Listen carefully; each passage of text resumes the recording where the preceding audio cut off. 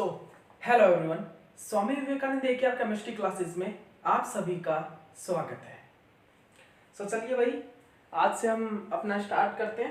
जो वो प्रोजेक्ट का वर्क था वो कंप्लीट हो चुका है हमारा, ठीक है।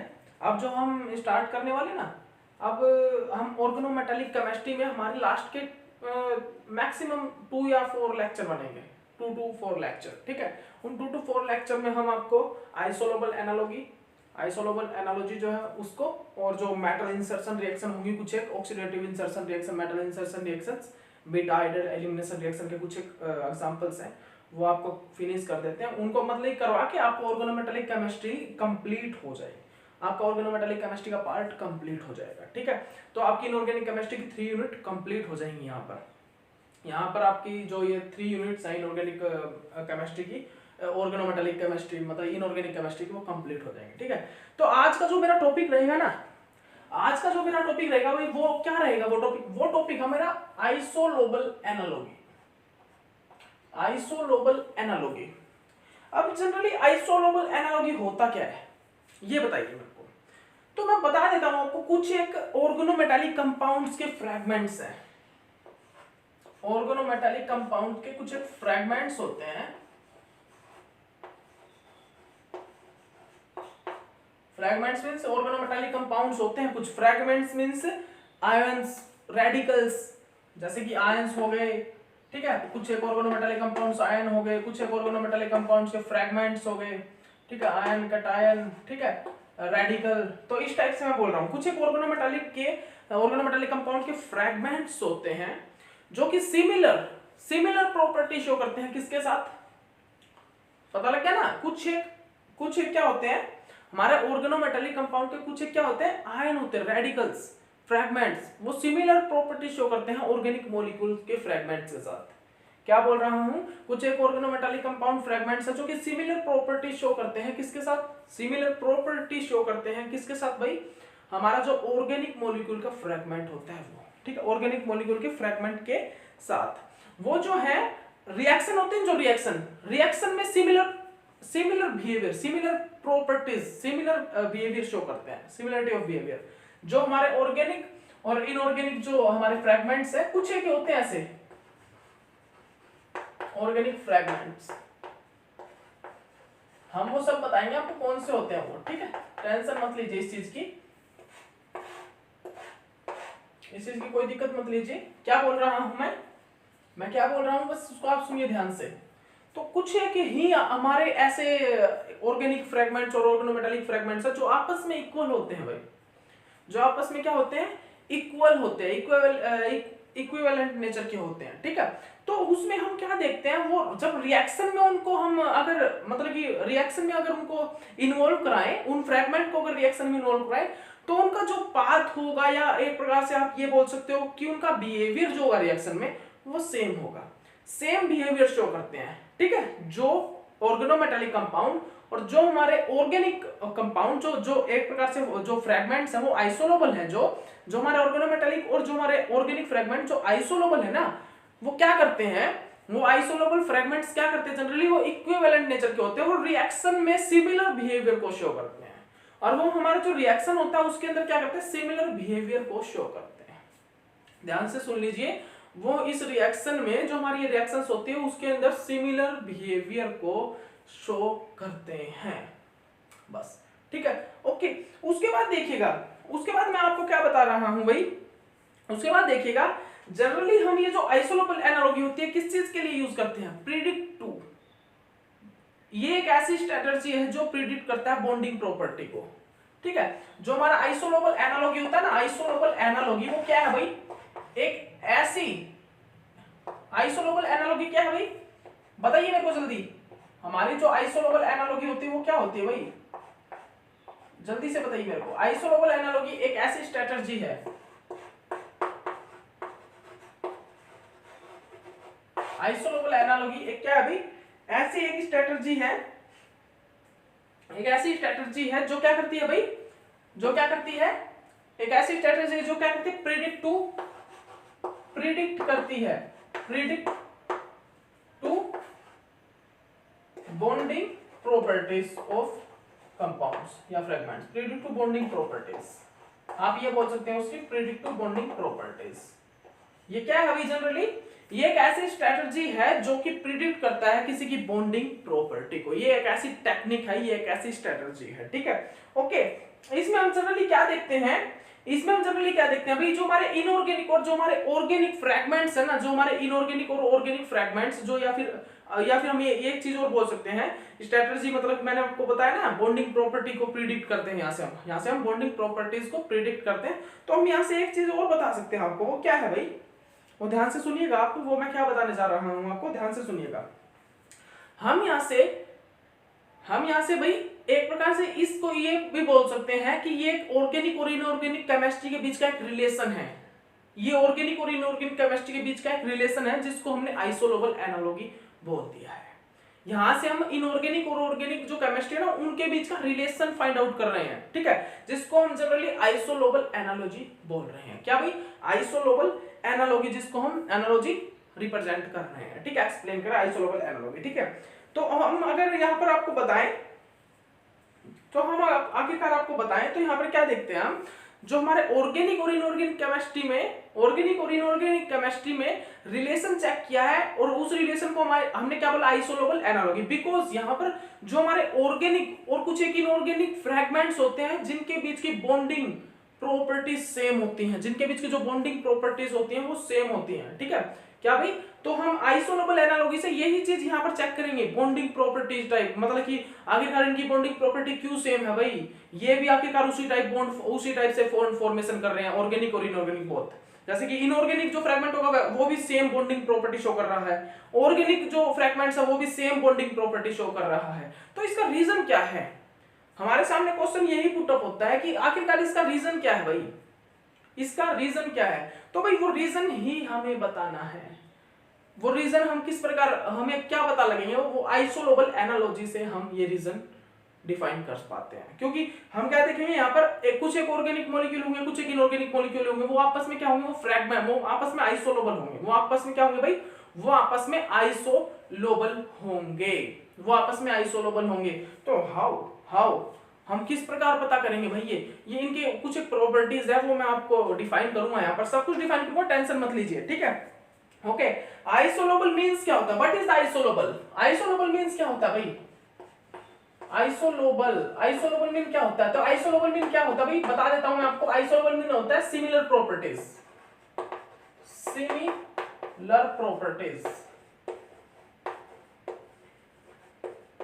आइसोलोबल मीन्स होता है भाई सिमिलर प्रॉपर्टीज। तो मैं आपको बता देता हूं आइसोलोबल का मीन क्या होता है भाई, आइसोलोबल का मीन होता है सिमिलर प्रॉपर्टीज, कि भाई किन किन कंपाउंड के बीच में सिमिलर प्रॉपर्टीज पाई जा रही है, ठीक है। ओके,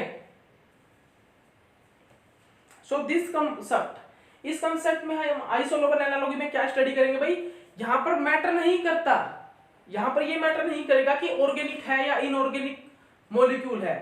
ये जरूरी नहीं है कि दो ऑर्गेनिक मॉलिक्यूल है वही फ्रैगमेंट्स मतलब कि आइसोलोबल हो सकते हैं, ये मैटर नहीं करेगा। यहां पर एक ऑर्गेनिक हो सकता है, एक इनऑर्गेनिक हो सकता है, और दोनों आइसोलोबल होंगे। ये मैटर नहीं करेगा यहाँ पर कि ऑर्गेनिक ही मॉलिक्यूल होना चाहिए भाई, यहाँ पर तो बस मैटर करेगा कि आपस में आइसोलोबल है क्या, यहाँ पर इनकी ज्योमेट्री, शेप, जो ऑर्बिटल्स हैं वो सेम है क्या, इंटरेक्शन जो है वो सेम है क्या, ठीक है, इंटरेक्शन टाइम जो एनर्जी है वो सेम है क्या दोनों फ्रैगमेंट्स की, ठीक है, ये मैटर करता है, ठीक है। तो देखिएगा हमारे यहाँ पर जो और उसके बाद जो है मैं बताता हूं आपको, देखिए नोट डाउन कीजिए भाई, इसको नोट डाउन कर लीजिए। सबसे पहला तो मैंने आपको क्या बताया, यहां पर मैटर नहीं करता ऑर्गेनिक को बेशक से इनऑर्गेनिक मॉलिक्यूल हो, बेशक से ऑर्गेनिक मॉलिक्यूल हो, बेशक से इनऑर्गेनिक मॉलिक्यूल हो। और यहां पर हम किस प्रकार पता करेंगे, आखिरकार हमारे पास कुछ आइडियाज तो होने चाहिए कि कैसे हम ये पता करें कि जो हमारा ऑर्गेनिक है, जो इनऑर्गेनिक फ्रैगमेंट है, वो आपस में क्या है, आइसोलोबल है। इसकी हमें नॉलेज होनी चाहिए। तो सुनिएगा ध्यान से, हम देखेंगे इलेक्ट्रॉन का नंबर, दोनों के अंदर इलेक्ट्रॉन सेम होना चाहिए, लेकिन वो अब इलेक्ट्रॉन देखिए स्टेबिलिटी के लिए कितना इलेक्ट्रॉन चाहिए, इस टाइप से सेम होना चाहिए कि देखिए मेरे पास मेरे पास क्या है भाई, सुनिएगा ध्यान से, मेरे पास क्या है, मेरे पास जनरली ऑर्गेनिक, हमारे पास ऑर्गेनोमेटालिक कंपाउंड है। सुनिएगा ध्यान से, हमारे पास क्या है भाई, हमारे पास एक ऑर्गेनोमेटालिक कंपाउंड है।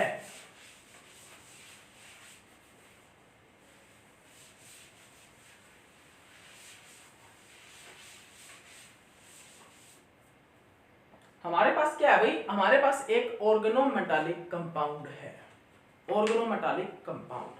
हम उस ऑर्गेनोमेटालिक कंपाउंड से क्या करेंगे, क्या करेंगे उस ऑर्गेनोमेटालिक कंपाउंड में मैं चेक करूंगा कि जैसे कि मेरे पास ऑर्गेनोमेटालिक कंपाउंड कौन सा है, MnCO5। मेरे पास भाई MnCO5 एक ऑर्गेनोमेटालिक कंपाउंड है, और मेरे पास क्या अभी और एक मेरे पास है CH3, ठीक है। ये अब मुझे यहाँ पर क्या चेक करना है, ये ऑर्गेनिक, ये तो मेरे पास भाई ऑर्गेनिक फ्रेगमेंट्स है, और ये मेरे पास क्या है, ये मेरे पास इनऑर्गेनिक फ्रेगमेंट्स है। तो सबसे पहले मैं यहाँ पर चेक करूंगा इलेक्ट्रॉन, ठीक है। इलेक्ट्रॉन यहाँ पर जो है, इलेक्ट्रॉन कितने चाहिए इनको स्टेबल होने के लिए, स्टेबल होने के लिए कितने इलेक्ट्रॉन चाहिए। तो यहाँ पर देखिए भाई, यहाँ पर देखिएगा आप, यहाँ पर तो कंप्लीट इसके लगाऊंगा तो मैं इसका कंप्लीट है, ठीक है। अभी यहाँ पर देखिए आप, यहाँ पर बताइए मेरे को इसको कितने इलेक्ट्रॉन चाहिए स्टेबिलिटी कंप्लीट करने के लिए, ठीक है। ये मेरे पास क्या है भाई, ये मेरे पास क्या है, ये मेरे पास क्या है जनरली, बताइए मेरे को क्या है भाई, ये मेरे पास है ऑर्गेनिक, एक ऑर्गेनिक फ्रेगमेंट, ठीक है, ऑर्गेनिक फ्रेगमेंट। इसके पास अभी 7 इलेक्ट्रॉन टोटल,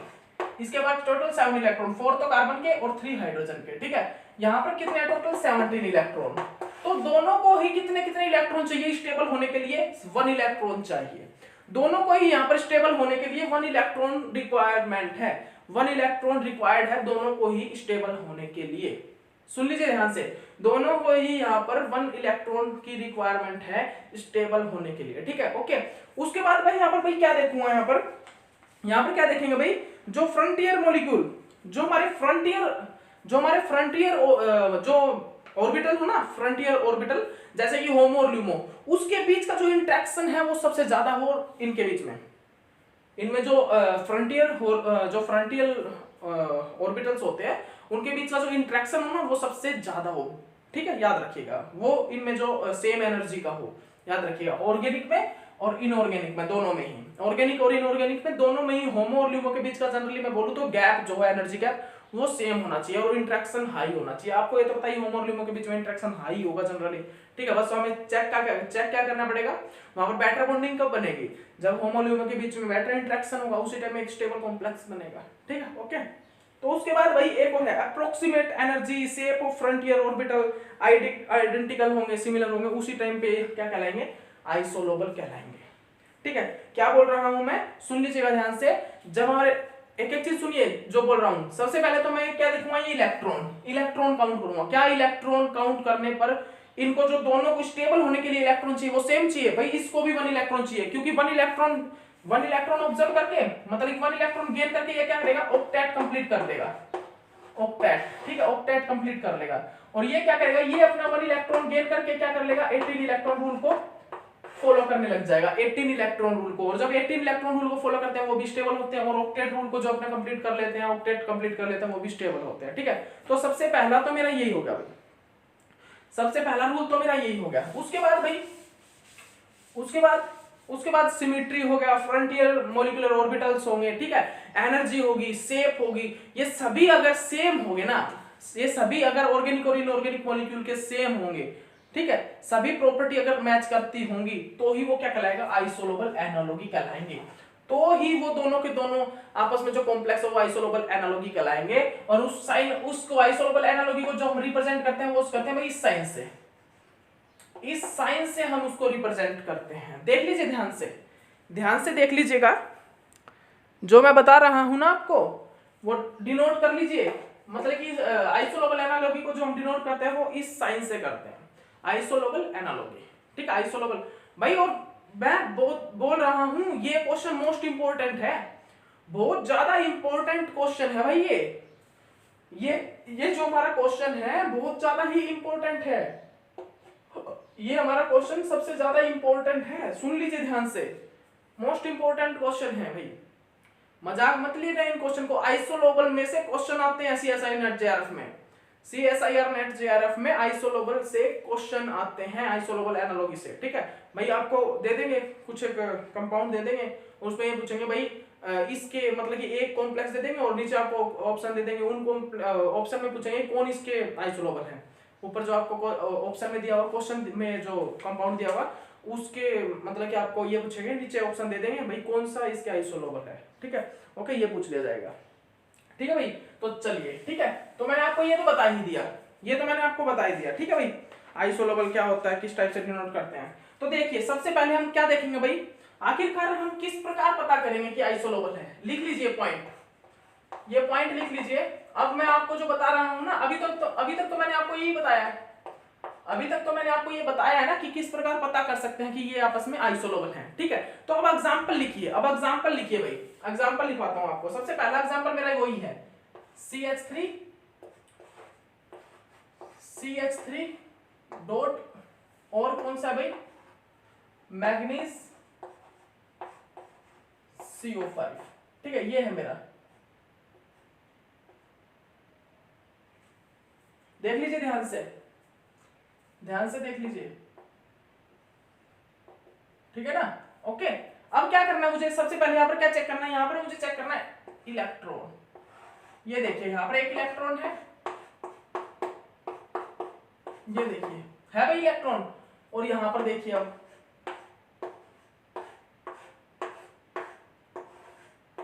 ये देखिए,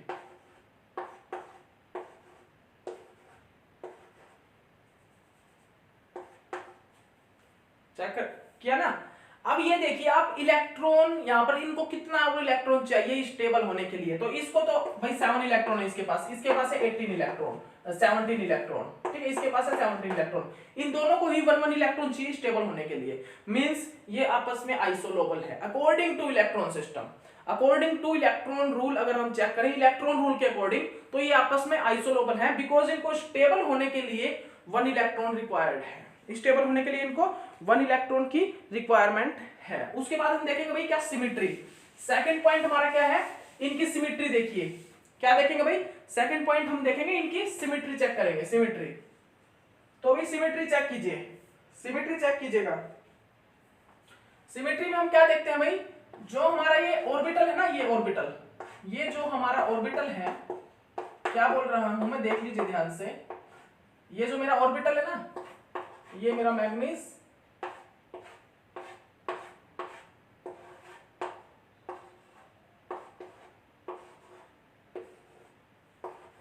ठीक है। ओके, देख लीजिए ध्यान से, जो बोल रहा हूं आपको ध्यान से देख लीजिए इस चीज को, इस पॉइंट को अच्छे से नोट डाउन कर लीजिएगा, ठीक है। तो ये जो मेरा पॉइंट है, ये पॉइंट ध्यान से देखिए, अब जो मेरा पॉइंट क्या है वो सिमेट्री, सिमेट्री है भाई, सिमेट्री मेरा पॉइंट है, ठीक है। अब आप एक चीज बताइए, सिमेट्री में आप मेरे को एक चीज बताइए, नोट डाउन कर ली होगी आपने ये चीज, ठीक है। तो सिमेट्री में ये देखिए, ये तो क्या है भाई, sp3, और ये क्या है भाई, ये क्या है, D2sp3, ये है D2sp3। तो यहां पर मैं आपको बता देता हूं, दोनों ही ये जो ऑर्बिटल है ना, जिस ऑर्बिटल में इलेक्ट्रॉन है, वो हाइब्रिड ऑर्बिटल है, वो हाइब्रिड ऑर्बिटल है, ठीक है। याद रखिएगा वो कौन सा भाई, हाइब्रिड ऑर्बिटल है। क्या है भाई ये, जिसमें हमारा इलेक्ट्रॉन है वो क्या है भाई, हाइब्रिड ऑर्बिटल है। क्या है भाई, वो हाइब्रिड ऑर्बिटल है जिसमें हमारा इलेक्ट्रॉन है, ठीक है भाई, याद रखिएगा हाइब्रिड ऑर्बिटल। अच्छे से देख लीजिए, ध्यान से देख लीजिए, जिस ऑर्बिटल में हमारा इलेक्ट्रॉन प्रेजेंट है वो ऑर्बिटल हाइब्रिड ऑर्बिटल है, जिस ऑर्बिटल में हमारा इलेक्ट्रॉन प्रेजेंट है वो ऑर्बिटल हमारा हाइब्रिड ऑर्बिटल है, ठीक है, ठीक है ना। उसके बाद देखेंगे हम एप्रोक्सीमेट एनर्जी। ये सभी क्या है भाई, ये सभी हमें चेक करना होगा आइसोलेबल देखने के लिए, क्या हमारे दोनों के दोनों कॉम्प्लेक्स आइसोलेबल है या नहीं। इस चीज को चेक करने के लिए हमें क्या देखना होगा, हमें इस चीज को चेक करने के लिए हमें ये रूल अप्लाई करने होंगे कॉम्प्लेक्स पर, जो हमारे कंपाउंड होंगे, जो हमारे कॉम्प्लेक्स होंगे, उन पर हमें अप्लाई करने होंगे ये रूल। देख लीजिए जो मैं रूल लिखवा रहा हूं ना, उन रूल को आपको अप्लाई करना होगा चेक करने के लिए कि आइसोलेबल है या नहीं, ठीक है। उसके बाद क्या, approximate energy, approximate energy, approximate energy. तो आप सभी को पता है, अगर ऑर्बिटल शेप, ऑर्बिटल की जो शेप्स है वो सेम होगी, अगर फ्रंटियर ऑर्बिटल, मॉलिक्यूलर ऑर्बिटल जो है सेम होंगे, तो वहां पर होमो और ल्यूमो के बीच में जो एनर्जी होती है वो भी सेम होती है। तो यहाँ पर जो एनर्जी होगी ना, मैं बता देता हूँ आपको ये चीज, यहाँ पर जो एनर्जी होगी इन दोनों के बीच में, वो अप्रोक्सीमेट एनर्जी जो सेम होगी, सिमिलर अप्रोक्सीमेट एनर्जी जो है होमो और ल्यूमो के बीच में, होमो और जो ल्यूमो के बीच में जो एनर्जी होगी ना, वो अप्रोक्सीमेट सेम ही होगी, वो अप्रोक्सीमेट यहाँ पर सेम ही होगी भाई, याद रखिएगा, ठीक है। ओके, ठीक है ना। और उसके बाद जो हमारा फोर्थ पॉइंट है भाई, वो क्या है, frontier molecular orbitals. Frontier molecular orbital. तो आप सभी को पता भाई, ये देखिए हमारा जो फोर्थ पॉइंट क्या भाई, फ्रंटियर मोलिकुलर ऑर्बिटल। ठीक है, फ्रंटियर मोलिकुलर ऑर्बिटल। तो ये जो फ्रंटियर मोलिकुलर ऑर्बिटल में जो ये ना, ये इलेक्ट्रॉन जो है, ये जो फ्रंटियर मोलिकुलर ऑर्बिटल में जो इलेक्ट्रॉन है वो क्या है भाई,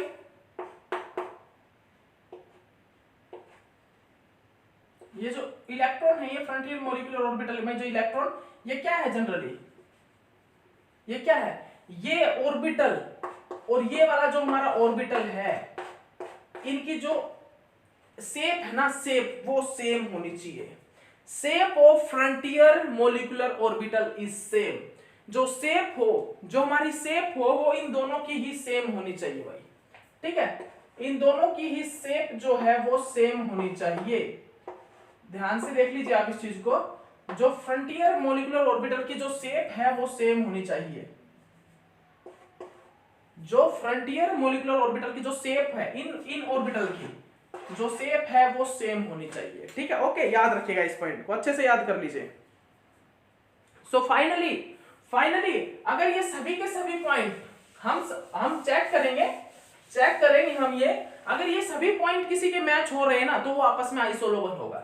इट मींस ये जो है ना, ये जो है, देखिएगा ध्यान से, ये आपस में क्या है भाई, ये आपस में आइसोलोबल है। ये आपस में क्या है, ये आपस में आइसोलोबल है। इट मींस ये आपस में क्या है भाई, दोनों के दोनों आपस में क्या है, आइसोलोबल हैं। ठीक है, याद रखिएगा, ये आपस में क्या है भाई, ये आपस में क्या है, दोनों के दोनों आपस में आइसोलोबल हैं। ठीक है, ओके, देख लीजिए ध्यान से देख लीजिए, ये आपस में क्या है भाई, दोनों, ये आपस में दोनों ही क्या है, आइसोलोबल हैं। ठीक है, आपस में दोनों ही आइसोलोबल हैं। ओके, अब देखिएगा, अब हम कुछ एग्जांपल्स करेंगे। अब ये आइसोलोबल क्यों है भाई, ये आपने सभी पॉइंट चेक किए ना, ये आइसोलोबल क्यों है आपस में, why this are isolobal, because भाई सीधी सी बात है, क्योंकि ये दोनों जो ऑर्गेनिक और इनऑर्गेनिक जो हमारे फ्रेगमेंट है ना, क्यों आइसोलोबल, क्योंकि भाई इलेक्ट्रॉन भी सेम है यहाँ पर, मतलब इलेक्ट्रॉन इनको स्टेबल होने के लिए, सेम नहीं बोलूंगा, क्योंकि स्टेबल होने के लिए इनको सेम इलेक्ट्रॉन चाहिए, नहीं तो इलेक्ट्रॉन सेम नहीं होते। काउंटिंग में अगर हम चेक करें तो इलेक्ट्रॉन सेम नहीं होते ऑर्गेनिक इनऑर्गेनिक वाले में, लेकिन स्टेबल होने के लिए इनको सेम इलेक्ट्रॉन चाहिए होता है, 1 इलेक्ट्रॉन 3 इलेक्ट्रॉन 2 इलेक्ट्रॉन, इस टाइप से। ठीक है, ओके, और उसके बाद हम यहाँ पर क्या चेक करते हैं भाई, उसके बाद हम यहाँ पर क्या चेक करते हैं, बताइए भाई, इसके बाद हम यहाँ पर क्या चेक करते हैं। ठीक है, तो यहाँ पर इसको स्टेबल होने के लिए सेम ही इलेक्ट्रॉन चाहिए होता है। ठीक है, ओके, और यहाँ पर और क्यों भाई, ये फ्रंटियर मोलिकुलर ऑर्बिटल सेम है, सिमेट्री सेम है, अप्रोक्सीमेट एनर्जी भी सेम ऑर्बिटल की, इसीलिए आइसोलोबल है। ठीक है, उसके बाद देखिएगा एग्जांपल हमारा किस चीज का, कार्बन का। उसके बाद हमारा एग्जांपल जो है वो है कार्बन का। ये तो एग्जांपल इसका था भाई, ये किसका था, CH3 रेडिकल का, CH3 मिथाइल रेडिकल का। ठीक है, उसके बाद देखिए एग्जांपल कार्बन का, ये है हमारा क्या भाई, कार्बन, ये हमारा कार्बन है हमारे पास। ठीक है, ये क्या है भाई, ये हमारे पास है कार्बन। ठीक है, कार्बन, और ये क्या है भाई, आयरन CO4।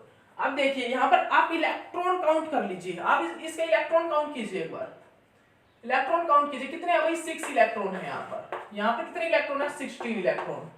आप एक चीज देखिए, दोनों को ही 2 इलेक्ट्रॉन चाहिए, और यहाँ पर मैं बता देता हूँ, इस और इनमें क्या है भाई, यहाँ पर क्या है, इनमें जो ऑर्बिटल्स हैं, सिमेट्री है, अप्रोक्सीमेट एनर्जीज ऑर्बिटल्स की वो सेम है, इक्वल है, इक्विवेलेंट नेचर की हैं। ठीक है, जिसके कारण ये आपस में क्या है भाई, ये आपस में आइसोलोबल है, जिसके कारण ये आपस में क्या है भाई, ये आपस में आइसोलोबल है, आपस में क्या है, आइसोलोबल है दोनों ही, कार्बन भी और ये जो हमारा स्ट्रक्चर बना है ये भी। ठीक है, बिकॉज इसके जो नंबर ऑफ इलेक्ट्रॉन है वो भी स्टेबल होने के लिए इनको 2 इलेक्ट्रॉन चाहिए, और अप्रोक्सीमेट एनर्जी ऑर्बिटल्स की वो भी सेम है यहाँ पर। ठीक है, अप्रोक्सीमेट एनर्जी जो है वो भी यहाँ पर क्या है भाई, वो भी यहाँ पर सेम है। और दूसरा मैं आपको बताऊं तो molecular orbital, frontier molecular orbital, shape of orbital, this all are same. ठीक है, so this are the isolobal. तो इसीलिए क्या है भाई, ये आइसोलोबल है, इसीलिए क्या है, ये क्या है भाई, आइसोलोबल है। ठीक है, इसीलिए इनको हमने आइसोलोबल बोला है। ठीक है, देख लीजिए ध्यान से,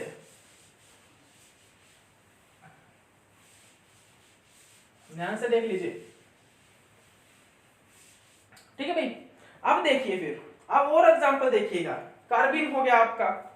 ठीक है, अब ये देखिए जो मैं बता रहा हूं आपको, सुनिएगा ध्यान से, देखिए जो मैं बता रहा हूँ आपको वो देखिएगा। बस भाई टाइम हो चुका है, टाइम हो ही चुका है भाई, ठीक है ठीक है। अब देखिएगा, अब यहाँ पर मैं एग्जांपल जो लिखवा रहा हूँ आपको वो लिख लीजिए। कार्बिन भाई किसके साथ, कार्बिन हमारा जो कार्बिन है वो किसके साथ आइसोलोबल है, कार्बिन हमारा जो है भाई किसके साथ, आयरन CO4 के साथ आइसोलोबल है। आयरन CO4 ये किसके साथ आइसोलोबल है भाई, ये हमारा सल्फर के साथ, बिकॉज सल्फर कंटेन 16 इलेक्ट्रॉन, वो भी 16 इलेक्ट्रॉन कंटेन करके रखता है, ठीक है। तो यहाँ पर बताइए मेरे को, आयरन जो है इसके साथ है, और जो हमारा CH2 है ना, वो हमारा जो CH2 ये भी भाई इसके साथ आइसोलोबल है, सल्फर के साथ। जो हमारा CH2 है वो इस कॉम्प्लेक्स के साथ आइसोलोबल है, ये जो है सल्फर के साथ, और CH2 कार्बिन जो है वो इसके साथ आइसोलोबल है। बिकॉज कार्बिन भी क्यों है भाई, बिकॉज ये कितना इलेक्ट्रॉन कंटेन कर सकता है, 16, इसको 18 इलेक्ट्रॉन होने के लिए 2 इलेक्ट्रॉन चाहिए, उसी प्रकार इसके पास 2 इलेक्ट्रॉन और आ जाए तो ये स्टेबल हो जाएगा, ऑक्टेट कंप्लीट कर लेगा अपना, ठीक है ओके। उसके बाद और देखिए भाई, उसके बाद एक और एग्जांपल देख लीजिए, यहाँ पर ये देखिएगा, इसको भाई इसके पास कितने इलेक्ट्रॉन है, टोटल 5 इलेक्ट्रॉन, ठीक है। ये किसके साथ होगा भाई, ये किसके साथ आइसोलोबल होगा, तो देखिएगा इरिडियम CO3 के साथ। इरिडियम जनरली कितने इलेक्ट्रॉन कंटेन करके रखता है, 9 और 6 कितने होंगे, 15 होंगे, ठीक है 15 होंगे ना। तो ये जनरली कितना इलेक्ट्रॉन, और ये किसके साथ आइसोलोबल हो रहा है, फास्फोरस के साथ, फास्फोरस के साथ। व्हाई बिकॉज भाई इसको भी 15 इलेक्ट्रॉन कंटेन करके रखता है, ये भी 15 इलेक्ट्रॉन कंटेन करके रखता है, दोनों के दोनों ही 15 इलेक्ट्रॉन कंटेन करके रखते हैं। These are contain 5 इलेक्ट्रॉन, तो मतलब कि इसको कितने इलेक्ट्रॉन, इसको 3 इलेक्ट्रॉन चाहिए स्टेबल होने के लिए, ऑक्टेट बनाने के लिए, इसको भी 3 इलेक्ट्रॉन चाहिए 18 इलेक्ट्रॉन कंप्लीट करने के लिए, और इसके पास क्या है 15 इलेक्ट्रॉन है, ठीक है, इसके पास टोटल ही 15 इलेक्ट्रॉन है, ठीक है। इसमें हम एक प्रकार से सल्फर और फास्फोरस से हम स्टेबिलिटी नहीं देखेंगे, हम तो ये देखेंगे भाई यहाँ पर इलेक्ट्रॉन किसके मैच कर रहे हैं, ठीक है। अगर आप अब यहाँ पर चेक करने लग गए, अगर यहाँ पर आप फ्रंटियल ऑर्बिटल ये सब चेक करने लगे, तो यहाँ पर तो लिगैंड ही नहीं लगे, लेकिन हमने क्या किया, हमने इलेक्ट्रॉन के थ्रू, इलेक्ट्रॉन रूल के अकॉर्डिंग ये देखा भाई किसके इलेक्ट्रॉन इनके साथ मैच कर रहे हैं, सिंगल एटम के, कॉम्प्लेक्स कंपाउंड के नहीं, सिंगल एटम के हमने इलेक्ट्रॉन देखे कि किस इलेक्ट्रॉन के किस ऑर्बिट मतलब कि एलिमेंट के जो इलेक्ट्रॉन इनके साथ मैच कर रहे हैं वो इनके साथ आइसोलोबल होंगे। क्या बोल रहा हूं, जो हमारे ऑर्गेनिक और इनऑर्गेनिक जो फ्रैगमेंट्स थे ना, वो तो आपस में होंगे ही आइसोलोबल, लेकिन हमने ये चेक किया कि जो एलिमेंट्स है ना, जो एलिमेंट्स हमारे पीरियोडिक टेबल में, वो अगर भाई हमारे, वो अगर क्या करेंगे, वो हमारे इनऑर्गेनिक कॉम्प्लेक्स के बराबर जो भी कॉम्प्लेक्स जो भी हमारा एलिमेंट होगा ना, हम यहाँ पर नहीं देखेंगे, इसके बराबर नहीं देखेंगे, हम इनऑर्गेनिक वाले जो कॉम्प्लेक्स होंगे, इनऑर्गेनिक कॉम्प्लेक्स, उनके अकॉर्डिंग, उनके इलेक्ट्रॉन नंबर के अगर इक्वल कोई हमारा एलिमेंट है, तो वो पीरियोडिक एलिमेंट क्या होगा, इनके क्या होगा, आइसोलोबल होगा, इनके साथ आइसोलोबल होगा, ठीक है। तो हम किस प्रकार देखेंगे भाई, यहाँ पर मैंने क्या देखा, मैंने यहाँ पर देखा CH2 isolobal with iron carbonyl, iron carbon monoxide, मतलब कि iron carbon metal carbonyl complex के साथ, ठीक है। और मेटल कार्बोनाइल के साथ मैंने देखा सल्फर। अब सल्फर भाई 16 इलेक्ट्रॉन कंटेन करके रखता है, तो मैंने कोई 8 इलेक्ट्रॉन, मैंने मतलब कि 8 इलेक्ट्रॉन नहीं, जो 6 इलेक्ट्रॉन कंटेन करके रखता है उस एलिमेंट को तो नहीं लिया ना यहाँ पर, मैंने यहाँ पर लिया है 16 इलेक्ट्रॉन वाला, बिकॉज 16 इलेक्ट्रॉन हमारा इस कॉम्प्लेक्स का है, ठीक है। तो यहाँ पर भाई जो 16 इलेक्ट्रॉन वाला जो एलिमेंट है वो कौन है, सल्फर, और sulphur is isolobal with both, sulphur जो इन दोनों के साथ आइसोलोबल होगा। उसी प्रकार यहाँ पर जो 15 इलेक्ट्रॉन कंटेन करके रखता है जो एलिमेंट, वो किसके साथ, इन दोनों के साथ आइसोलोबल होगा। तो आपको ये देखने हैं, आपको ये पूछ सकता है भाई क्वेश्चन में कि भाई इनमें से कौन सा मतलब आइसोलोबल है, तो आप इनके इलेक्ट्रॉन, बस आप जो इनऑर्गेनिक कॉम्प्लेक्स उसका इलेक्ट्रॉन चेक करना कितना इलेक्ट्रॉन कंटेन करके रखता है वो, फिर उसके साथ इनके इलेक्ट्रॉन मैच कर लेना, कौन उस इनऑर्गेनिक मेटल जो इनऑर्गेनिक कॉम्प्लेक्स है उसके इक्वल इलेक्ट्रॉन कंटेन करके रख रहा है कौन सा एलिमेंट, तो वही क्या होगा, आइसोलोबल है, ठीक है ओके। अब देखिएगा, अब एक कुछ और भी एग्जांपल है मेरे, ठीक है, कुछ और एग्जांपल है, ये भाई 2 इलेक्ट्रॉन लेके भाई आइडियल गैस कॉन्फ़िगरेशन कंप्लीट कर लेंगे अपनी आइडियल गैस कॉन्फ़िगरेशन, बिकॉज़ मैंने आपको 18 इलेक्ट्रॉन रूल, ऑक्टेट रूल, इन सभी पे मैंने आपको एक क्वेश्चन करवाया कि इसमें क्या क्वेश्चन था भाई, इनके अकॉर्डिंग जो इनका क्वेश्चन था वो क्या था, वो क्वेश्चन क्या था भाई इनका, वो क्वेश्चन क्या था, वो हमारा क्वेश्चन था भाई कि वो क्वेश्चन क्या था भाई, वो क्वेश्चन था कि हमारे ये जो क्या करते हैं, ये इलेक्ट्रॉन को गेन करके अपना आइडियल कॉन्फ़िगरेशन कंप्लीट करते हैं, जैसे ऑक्टेट हो गया तो अपना आइडियल कॉन्फ़िगरेशन उसने कंप्लीट कर लिया, डुप्लेट उसने आइडियल कॉन्फ़िगरेशन कंप्लीट कर लिया। आइडियल गैस जब भी तो बोले ना हमने, क्योंकि ideal gas is more stable, because वो स्टेबल है भाई, उनके इलेक्ट्रॉन कंप्लीट है, ठीक है, उनके ऑक्टेट डुप्लेट कंप्लीट है, ठीक है। ओके, तो भाई चलिए टाइम हो गया, हम आपको और जो बाकी का है, जो कुछ एक एग्जांपल बचे हैं आइसोलोबल एनालॉगी के, वो नेक्स्ट लेक्चर में आपको कराते हैं, ठीक है। ओके, उसके बाद मेटल इंसर्शन पर जल्दी से जल्दी आते हैं, ठीक है। ओके, तो चलिए नेक्स्ट लेक्चर में आपको मिलते हैं और बाकी का और कराते हैं, ठीक है। Okay, bye.